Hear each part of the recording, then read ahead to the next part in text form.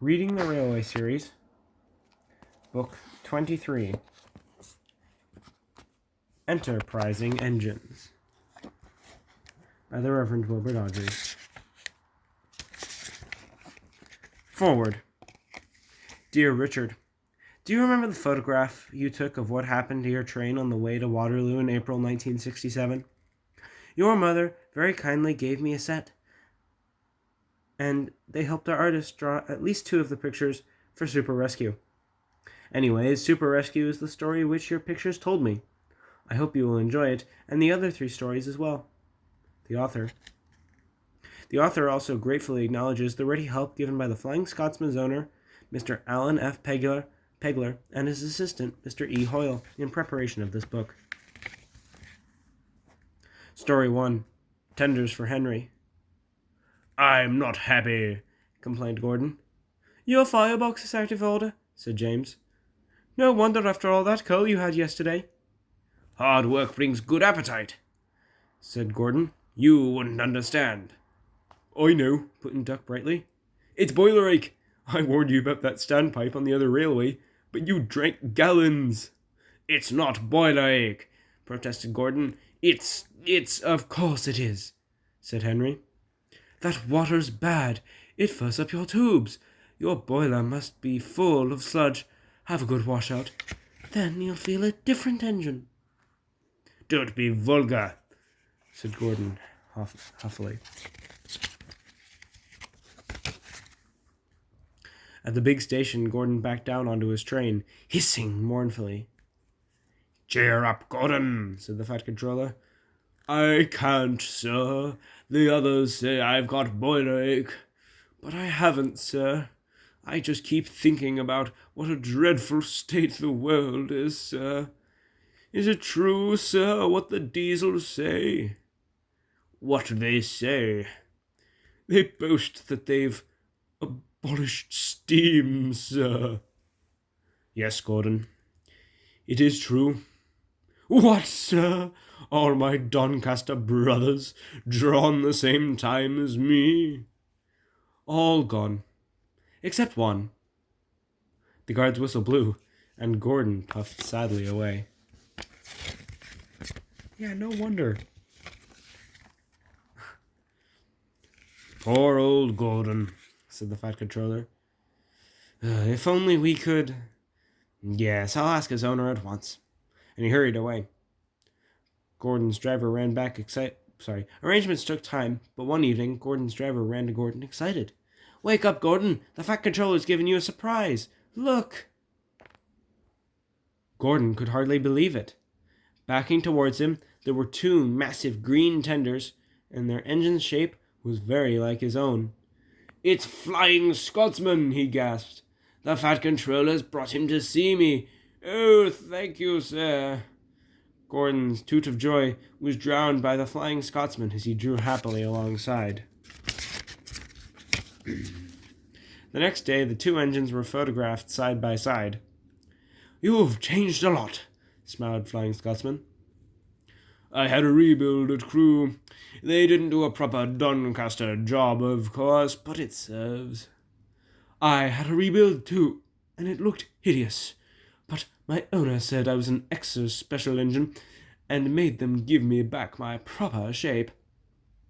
"Is that why you have 2 tenders? Being special?" "No, you'd hardly believe it, Gordon, but over there they hardly have any coal or water. But surely every proper railway—" "Exactly. But surely every proper railway—" "Exactly. You are right, Gordon, and you are lucky to have a controller who knows how to run railways." Everyone got on well with the Flying Scotsman, except Henry. Henry was jealous. "Tenders are marks of distinction," he complained. "Everybody knows that. Why's he got 2? "He's famous," explained Duck and Donald. "He was the second one to go 100 miles an hour. Besides, the other railway has no coal and water." "Pah!" sniffed Henry. I can't believe that. I never boast," he continued. "But I always work hard enough for 2. I deserve another tender for that." Duck whispered something to Donald. "Henry," asked Duck innocently, "would you like my tenders?"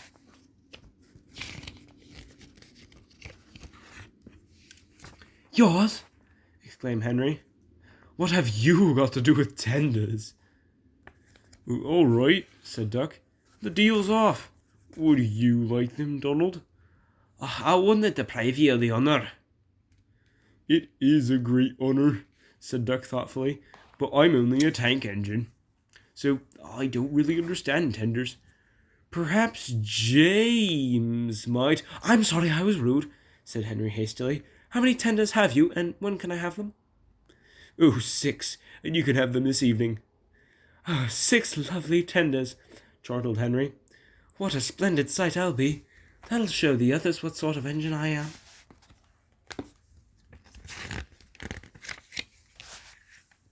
Henry was excited. "Do you think it'll be all right?" he asked for the umpteenth time. "Of course," said Duck. "Just go where I tell you, and all will be ready." Meanwhile, the word had gone round, and the others waited where they could get a good view. Henry was cheered to the echo when he came, but he wasn't a splendid sight. He had 6 tenders true, but they were very old and very dirty. All were filled with boiler sludge. "Have a good washout, Henry," called a voice. "That's right, then you'll feel a different engine." Henry was not sure, but he thought that the voice was Gordon's. Story 2. Super Rescue. The 2 Diesels surveyed the shed. "It's time, 7101, that we took this railway over." "Shush, 199, it's their railway after all."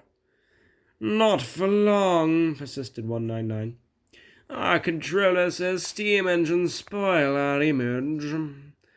"Of course we do," snapped Duck. "We show what frauds you are. Call yourselves engines. If anything happens, you care nothing for your trade. You just moan for a fitter. We bring it home, if only on 1 cylinder." "Nothing," boasted 199, "ever happens to us. We are reliable." Vulgar noises greeted this. "How rude," said 199. "You asked for it," growled 7101. "Now shut up." The next day, Henry was rolling home, tender first. "I'm a failed engine," he mourned.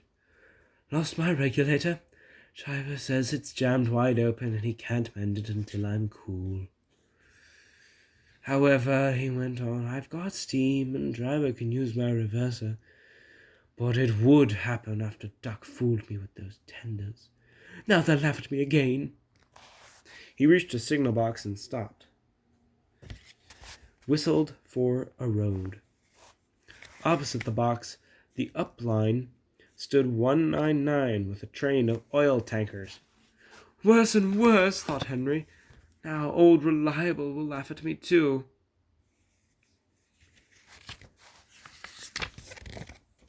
The signalman came out. "For pity's sake, take the spam can away.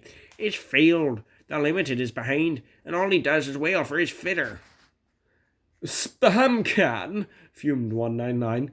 "I'm stow it," snapped the signalman, "or I'll take my tin opener to you. Now then." 199 subsided at this dreadful threat, and Henry pulled the train out of the way. The Diesel didn't help. He just sulked. The Limited rushed by with a growl and a roar. Henry gave a chuckle. "Look, Spam Can, there's your little pal," he said. The Diesel said nothing. He had hoped 7101 had not noticed. 7101 apparently hadn't noticed. He had troubles of his own. He was cross with the coaches. They seemed to be getting heavier and heavier. He roared at them, but it did no good. Engines have a pump called an injector, which draws air out of the train's brake pipes and keeps the brakes off. If it fails, air leaks in and the brakes come on, gently at first, then harder and harder. One instance of this is James, when he bumped the coaches so hard that he had to mend them with bootlaces. 7101's injector had failed, and the brakes were already leaking on when he passed Henry. He struggled for another half-mile before being brought to a stand, growling furiously, unable to move a wheel.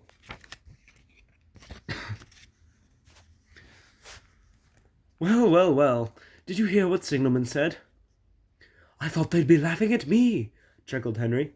Now the joke's on them. Moving 2 dead diesels in their trains, said his driver thoughtfully. That's no joke for a failed engine. Do you think you can do it? I'll have a good try, said Henry, with spirit. Anyway, 7101's better than old Spamcan. He did try to shut him up last night. Oh, come on then, said his driver. We mustn't keep the passengers waiting. Get moving, you! Henry puffed to the sulky diesel in motion and started to the rescue. Get moving, you!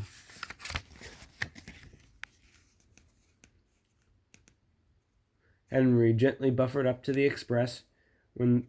While the 2 drivers talked, his fireman joined his front brake pipe to the coaches. It's better than we thought, Henry, said his driver. The diesel can pull if we keep the brakes off, so the only weight we'll have is Spamcan's goods. Whoosh, said Henry. That's a mercy. He was, by now, feeling rather puffed. Bump, bump, bump. Are you ready? Tooted 7101. Beep, beep, beep. Yes, I am, whistled Henry. So with 7101 growling in front and Henry gamely puffing in the middle, the long cavalcade set out for the next big station. Donald and the Flying Scotsman were waiting. They cheered as Henry puffed past. He braked the coaches thankfully. Spamcan and the tankers trailed far behind. The passengers buzzed out like angry bees, but the fat controller told them about Henry, so they forgot to be cross and thanked Henry instead. They called him an enterprising engine and took his photograph. They were thrilled, too, when Flying Scotsman backed down onto their train. If the guard hadn't tactfully shooed them into their coaches, the train would have started later than ever. Donald took the goods. Return 199 to the other railway, ordered the fat controller. I will write my reviews later.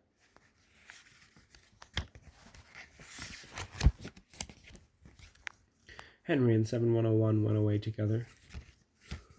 Oh, I'm sorry about last night, ventured the diesel. That's all right.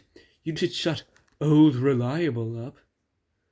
And, said the diesel ruefully, made a fool of myself today, too. Rubbish. A failed injector might happen to anyone. I've lost my regulator. You? Failed? Exclaimed the diesel. And yet... His voice trailed away in admiration. Well, said Henry. Emergency, you know. Trains must get through.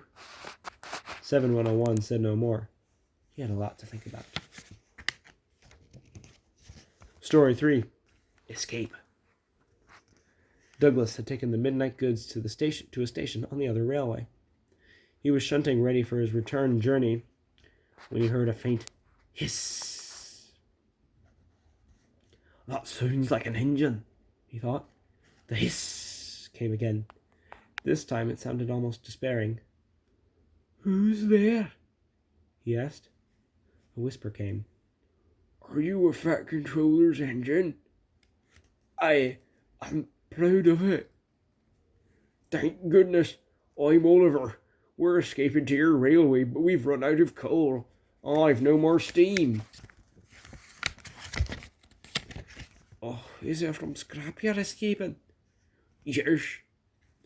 Then it'll be glad for me to help you, but we mun work fast. Both crews joined in. They took off Oliver's side rods, wrote out transit labels, and chalked scrap everywhere they could.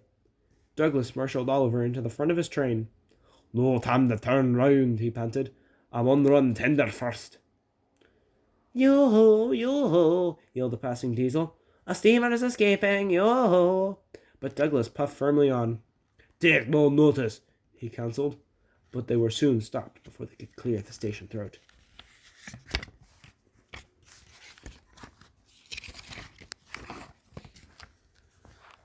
A foreman's lamp shone on Oliver.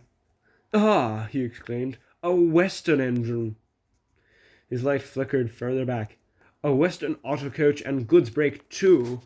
You can't take these!" "Oh, can we now?" said Douglas's driver. "They're all for us. See for yourself." Douglas's guard showed him the labels and papers. Oliver's crew, hiding in the coach, hardly dared to breathe. "Seems in order," said the foreman grudgingly. "But it's queer." "Oh, sure it is," began the guard. "But I could tell you queer." "Oh, so could I," interrupted the foreman. "Right away, guard."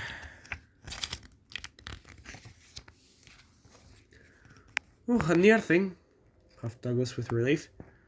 "We've had worse," smiled Oliver. "We ran at night. Friendly signalmen would pass us from box to box when no trains were about. We would go on until Control heard about a mystery engine. Then they tried to hunt us down." "Oh, what did you do?" "A signalman let us hide in an old quarry branch. Driver, fireman, and guard brought the cutting with rubbish and levered one of the approach rails away. We stayed there for days, with diesels baying and growling like hounds outside. I was very frightened then."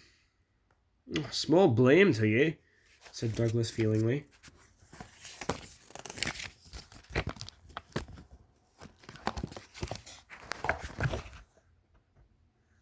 Presently, they rumbled over the bridge and onto the Fat Controller's railway.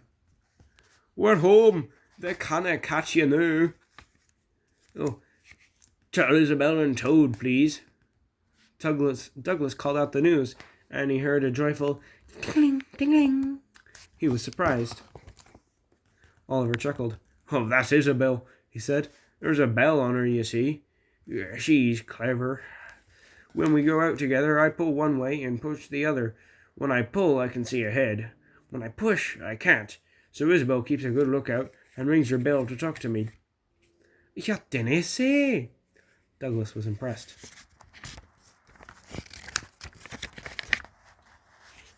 "About this Toad," he continued. "Is he..." "Oh, sorry, wait. About this Toad," he continued. "Is he..." "Hold your beast," said his driver. "Yon's the works. We mun slip in unbeknownst and find a place for Oliver." Douglas tried hard to be quiet, but the night foreman heard them and had to be told the secret. "Oh, I know just the place," he said, and showed them an empty siding nicely hidden away. Oliver said "Goodbye" and "Thank you," and Douglas puffed away. "You're an enterprising engine," he thought. "Oh, yon's an enterprising engine," he thought. "I won away here with Donald, but I had a fear to do it on my own."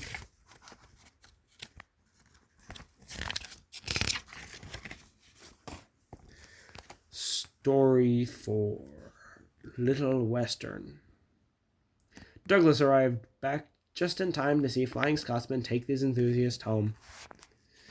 The Fat Controller said they had been honoured and thanked Flying Scotsman and his owner for help.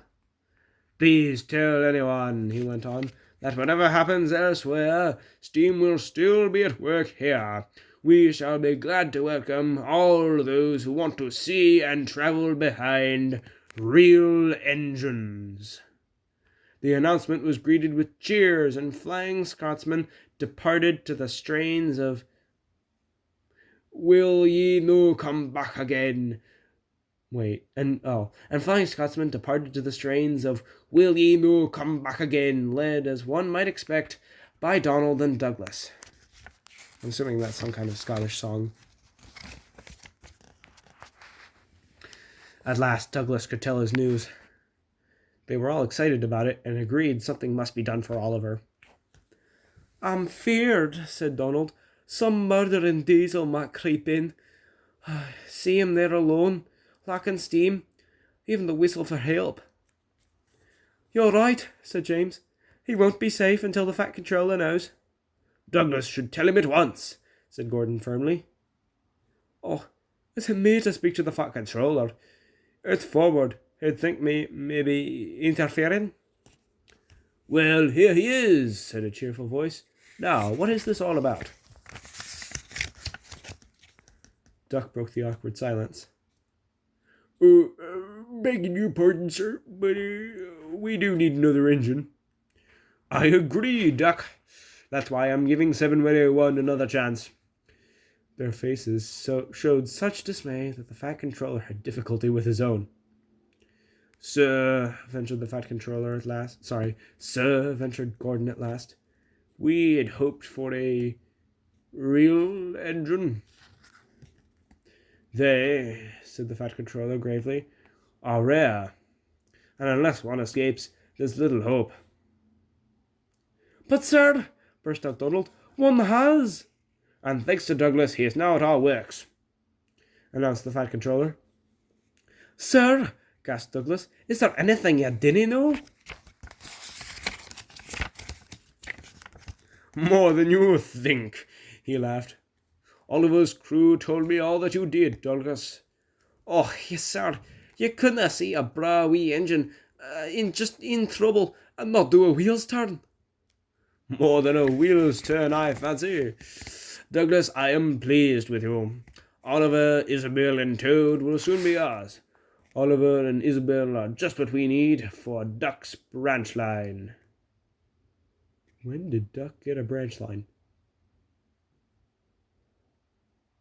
Loud cheers greeted this announcement.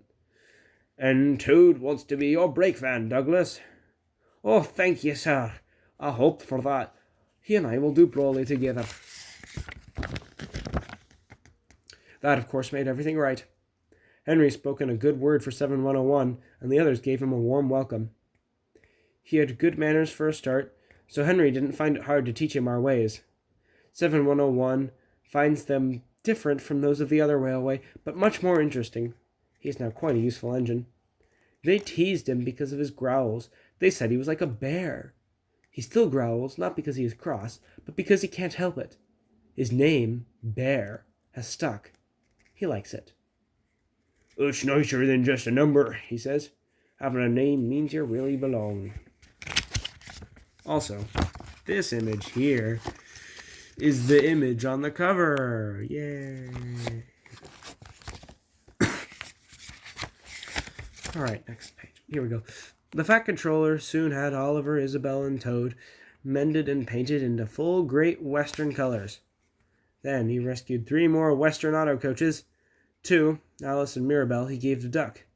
The 3rd, Dulcie, joined Oliver and Isabel. Duck and Oliver run happily on their branch line. It runs along the coast to the small railway. We reopen branch lines, they boast. They are very proud of this indeed. The others laughed at first and called their branch the Little Western. Duck and Oliver were delighted, and now no one ever thinks of calling it anything else. And that was my reading of Enterprising Engines. I hope you enjoyed it, and I still don't know when Duck got his branch line, but either way, again, I hope you enjoyed, and have a good one.